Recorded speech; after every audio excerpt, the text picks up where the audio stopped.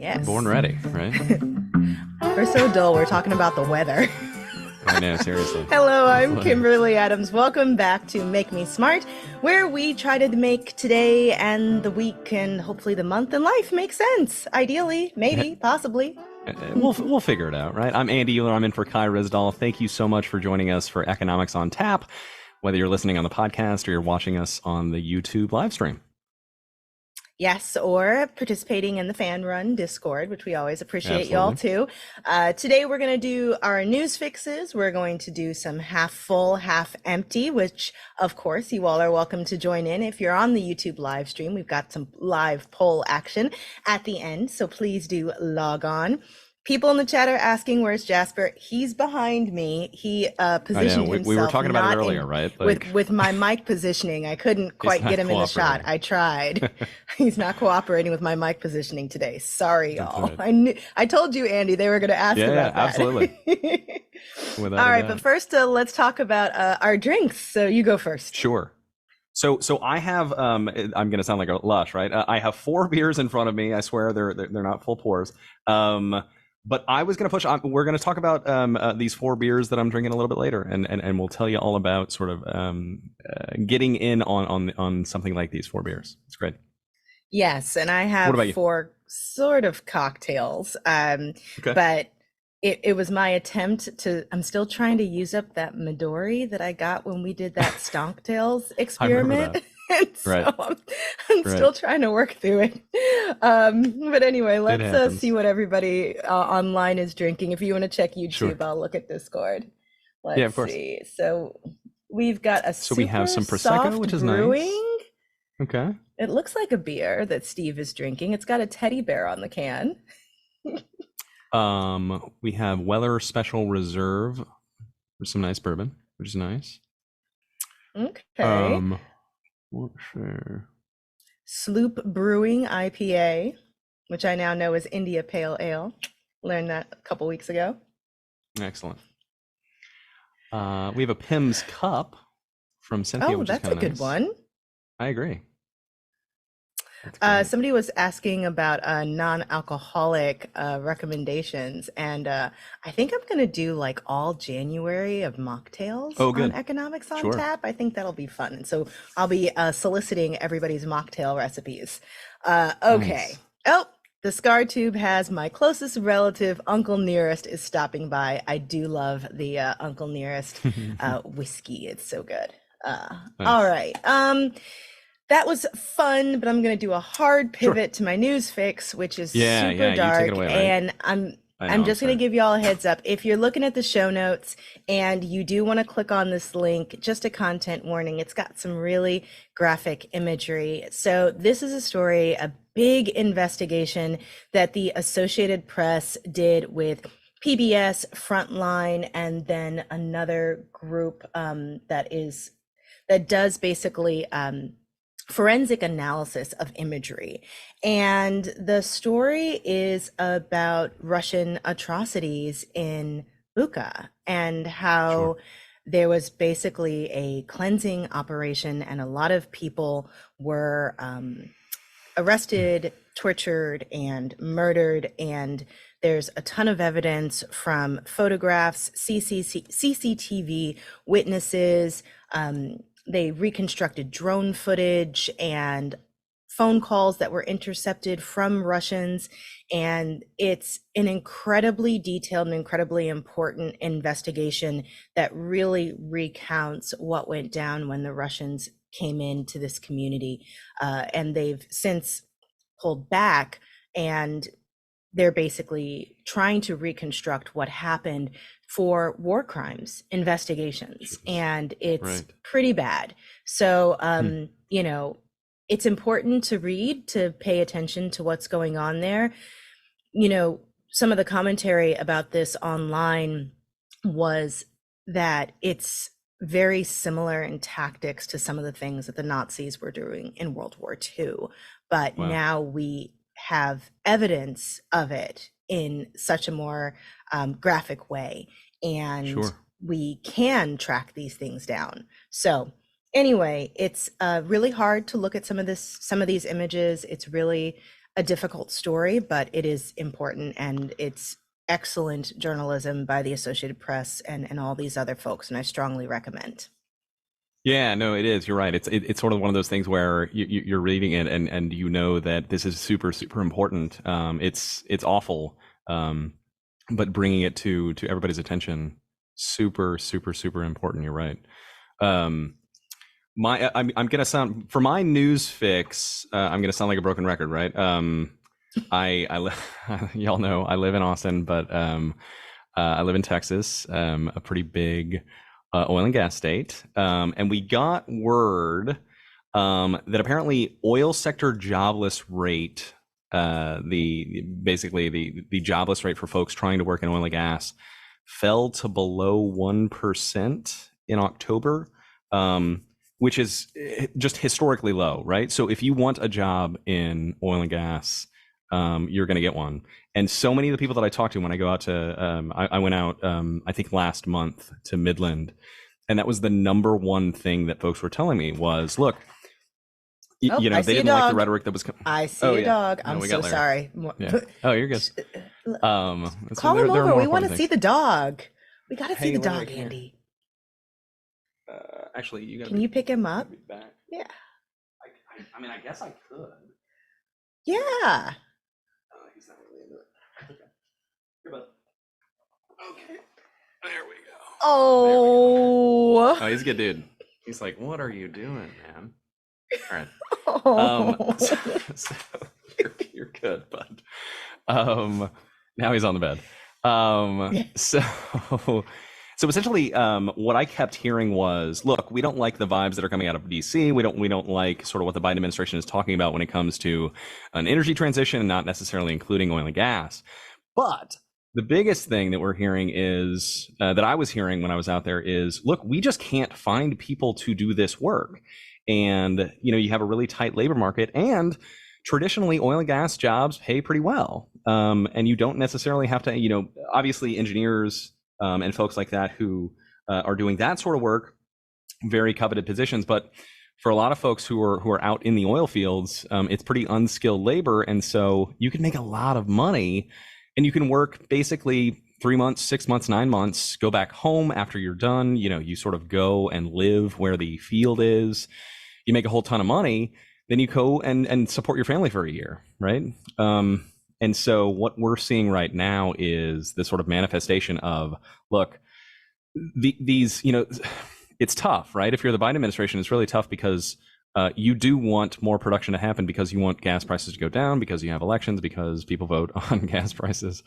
But what oil and gas companies are saying is, look, we would do it if we could. We would drill more if we could. We just don't have the people to do it.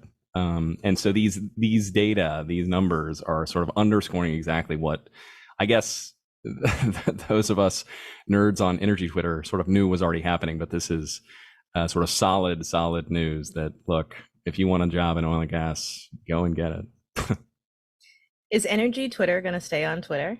Has there been a consensus yet? What's so interesting is I kept talking to different people in that space about it. I think generally speaking, everybody I'm talking to is very wait and see, right? So I think for the moment, yes. But a lot of those folks are, they're professors, and they're sort of experts in their field, and so they're verified. And so that discussion, that whole nother discussion, right, about verification and paying for it, and also if you can just pay to be verified, sort of what does it matter if I'm tweeting something out about oil and gas in the Permian Basin, or basically some robot is doing the same thing. I mean, that's the slippery slope, right? Like, I think. What do you think? Yeah.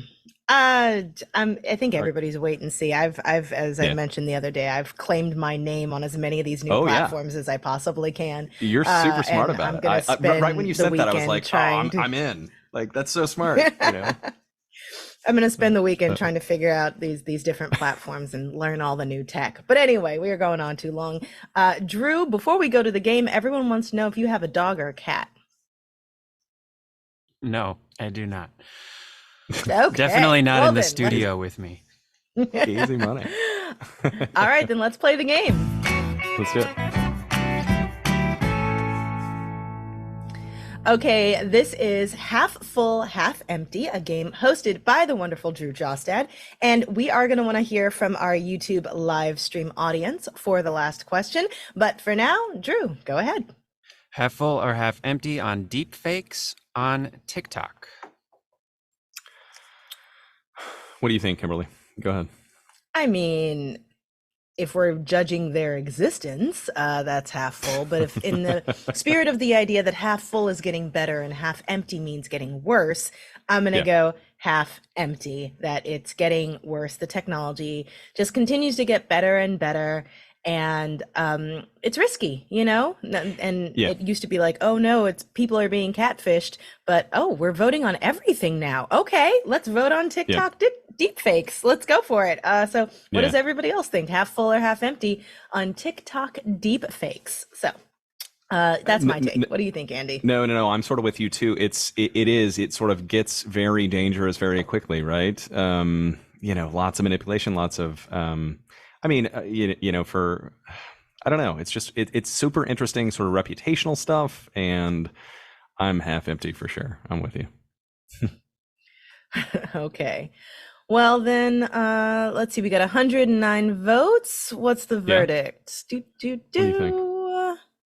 Looking. 97% half empty, right? Okay. Right? Yeah. Yeah. All right. Let's go on to the next one. Drew. Go ahead, Drew. Half full or half empty on the electric car industry having enough graphite to meet demand? Oh, that's weird. Do you know this story, Andy?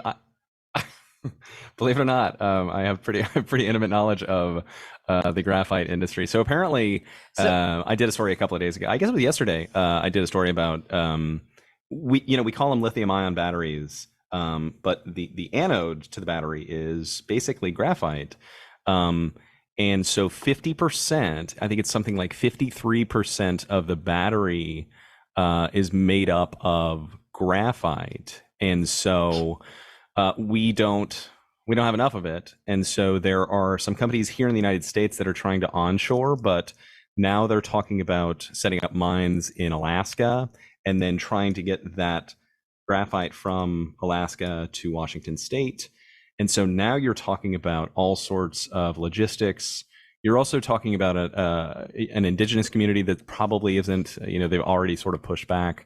Now you're talking about sort of environmental risks. So I guess I'm half, well, depending on how the question was, I'm half full that we don't have enough graphite for the EV industry, but I also think that the industry, as industries do, will figure it out, right? And you know what's another difficult part of this, Kimberly, is the Biden administration doesn't want us importing graphite from China or anything from China, and so figuring that out is going to be a big part of this. I'm going to go half empty just because mining anything in this environment is difficult and there's such high demand. And I also have to nod to the wonderful pencil discussion happening in the YouTube chat. Everyone's talking about hoarding pencils because I guess that's what most people think of when they think of graphite is the graphite pencils. So it's funny. I was thinking the same thing when I pitched the story in the morning meeting. I said it's not just for your pencils anymore. So I love that you guys are with me. What's next, and I love the shout out for fountain pens. Yes, let's all go back to fountain pens. I love them. Nice. Got another story from what seems to be a particularly prolific marketplace reporter. Are you half full or half empty on cheap beer getting less cheap? Okay. So AB InBev, the largest brewer in the world, reported earnings last week, and so basically what they said was we beat expectations. Everything's great. I think it was like I was telling a buddy of mine, I think it was like 3.5%, something like that, above expectations. And what they kept saying was we're passing along the cost of inputs, you know, grain and barley and things like that, and also transportation to the consumer, which everybody knows is happening. And then also that they have gotten a bunch of folks to pivot to what are called premium brands. And I didn't know this, but premium is a price point. And so it's not necessarily like, you know, your champagne of beers. It's actually sort of a defined price point. And so what's not going to happen, I am definitely half empty. What's not going to happen is your cheap beer is not going to get any cheaper, because what's going to end up happening is that's going to get more expensive, and it's also going to leverage other craft brews and things like that to get more expensive as well, because you're always buying beer specifically relative to other beers, right? And so it's not going to get any cheaper. I'm sorry, y'all. What about you? What Andy said. All right, let's jump to the last one, which is the official interactive poll one, although we've been doing it, which has been lots of fun. Drew, what's our last one? Okay, more companies are either charging for return shipping or otherwise restricting customers' ability to return merchandise. Are you half full or half empty on the end of free returns? Shockingly, I'm actually going to go half full on this one. Okay. Because even though it's not the greatest for me as an individual consumer, I think it maybe is a little bit better for people being a bit more thoughtful about purchases, and hopefully decreasing some of the carbon footprint of the wardrobing that used to happen, where people were, you know, buying multiple sizes and then just sending them back, and all those other things. So tentative ducking for cover, half full. Okay. You know what's funny is that I'm gonna be half empty on this. I did one of my first stories when I was out in Los Angeles, right when I had gotten to Marketplace. They were like, do a story about. By the way, everyone, Target. Andy and I started like on the same day at Marketplace. Yeah, we did.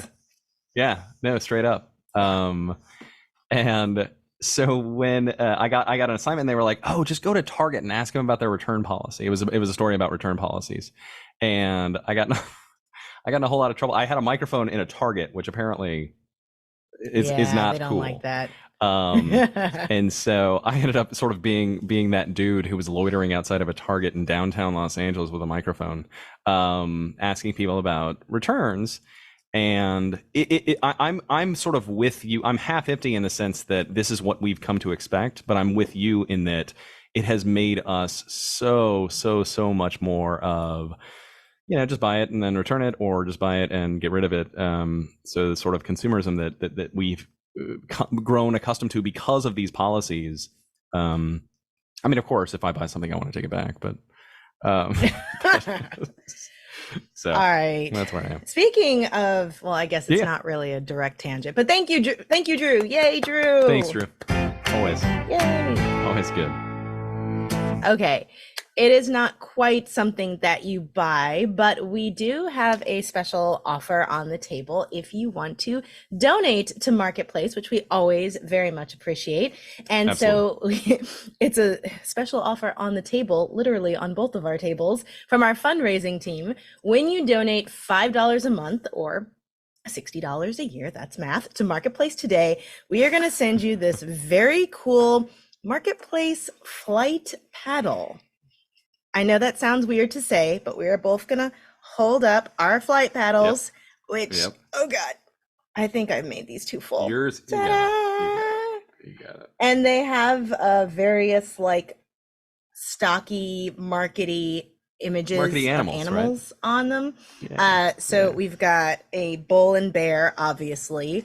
Wolf, I guess, is in the Wolf of Wall Street, and like sharks, you know, Wall Street sharks. Sure. So yes, I should say, for the people saying I have a very heavy pour, this is Midori pomegranate juice and ginger ale, mostly ginger ale, because Midori has a very strong flavor.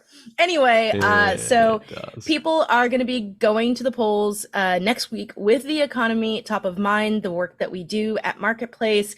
We really do try to give people the tools and the research and the information they need to make decisions that are best aligned with their interests. And so we really do count on everyone to help us out. So if you can, we'd really appreciate the support, and you can get a flight paddle. There aren't a lot of them, and so you definitely want to get one now if you can. And that is marketplace.org/GiveSmart. Go ahead, Andy. No, that's exactly what I was going to say is where you do this is marketplace.org/GiveSmart. And like Kimberly was saying too, you've I hope sort of come to rely on us for all of this. You know, the nerdy beer stories about how your beer's not getting any cheaper. Sorry about that. But at least you know now, right? Yeah, no, if you think this is important, if you sort of have come to value this, please do your part. If you can't, we totally understand, obviously. If you can, that's wonderful. Thank you. And this is a limited weekend offer, so act fast, please. And as a bonus, we are told that if you do this weekend, they will arrive in time for the holidays and maybe make a fun gift for any Marketplace fans you might have in your life. So nice. Again, marketplace.org/GiveSmart. And that is it for us today. Kai and I are going to be back next week. If you have questions or comments or something you want us to answer for What Do You Want to Know Wednesday, please send us a note, and especially if they're related to the economy, business, or tech, let us know, although we seem to get a lot of questions about pets and cars and things, but that's okay too. Fair enough, Larry. You can reach us at 508-UB-SMART. You can leave us a voicemail. You can email makemesmart@marketplace.org. I think I got it right this time, Drew. Thank you last time. 508-UB-SMART. Give us a call. Make Me Smart is produced by Marissa Cabrera and Courtney Bergseeker. Today's episode was engineered by Drew Jostad, who also does Half Full, Half Empty, and he wrote the theme music to Half Full, Half Empty. He does everything. He really does. So the team behind Our Friday Game is Mel Rosenberg and Emily McCune. Bridget Bodner is our senior producer, but she is currently working on Million Bazillion.